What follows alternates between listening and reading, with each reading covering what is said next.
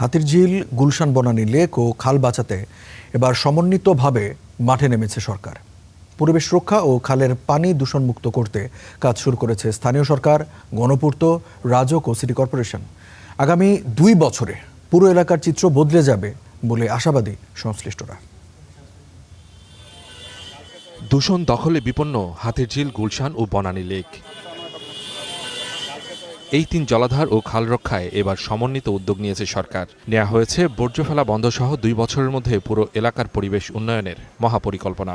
Banani lake, Gulshan lake, Baridhara lake, এখানকার যে Suarez, এটা আর খালের মধ্যে যাবে না, মানে লেকে যাবে না।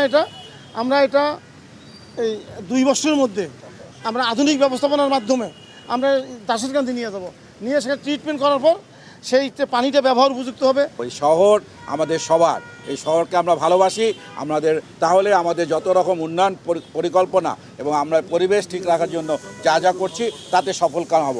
এছাড়া 1 বছরের মধ্যে ধানমন্ডি এলাকাকে পরিবেশ বান্ধব করার ঘোষণা দিয়েছেন স্থানীয় সরকার প্রতিমন্ত্রী। পাশাপাশি জানান হাতিরঝিলে আলো ও নিরাপত্তা জোরদারের কথাও। ইতিমধ্যেই ধানমন্ডি লেকটি দক্ষিণ সিটি কর্পোরেশনকে হস্তান্তর করা হয়েছে এবং সেখানে সৌন্দর্য বর্ধনের কাজ চলছে। আগামী 1 বছরের মধ্যে ধানমন্ডি লেকটি একটি পরিবেশ বান্ধব, মানুষের চলাচল উপযোগী, আধুনিক একটু পার্কে রূপান্তরিত হবে। এই কর্মযজ্ঞে রাজুকের সব সহায়তার আশ্বাস দিয়েছে ঢাকা উত্তর সিটি কর্পোরেশন। রাজুক চেয়ারম্যান জানালেন, গত 15-16 বছর ধরে জমে থাকা বর্জ্য সরানোর কাজ চলছে। গত 15-17 বছর ধরে কোনো কাজ হয়নি। এগুলো যে আগাছা জন্মাইছিল, এগুলো শত টন আমরা এখান থেকে সরাইছি। রেগুলার 10টা করে ট্রাক এগুলো সরাই কুল পাচ্ছে না। আমরা এটাকে সত্যিকারের সৌন্দর্য গাছ লাগাবো, এই কিছু জায়গায় আমরা পার্কের মতো করে দিব, সেই প্ল্যানও নিছি। যখন আমরা লেক পরিদর্শন করতে আসব, সন্ধ্যার পর একটু সুন্দর হাওয়া, নিজের শরীরে অক্সিজেনকে নিব, তখন আমরা যদি কিছু পানি জাতীয় জিনিস কিংবা কোনো ক্রেকার্স থেকে খেয়ে থাকি, সেটা আমরা ডাস্টবিনে আমরা ফেলে দিব। এখানে ডাস্টবিন আছে, প্রয়োজনে রাজুক চেয়ারম্যান মহোদয় আছেন, আরও ডাস্টবিন দিবেন। আমরা যদি আপনাদের কাছে আপাতত না থাকে, আমরা আপনাদেরকে সহযোগিতা করব।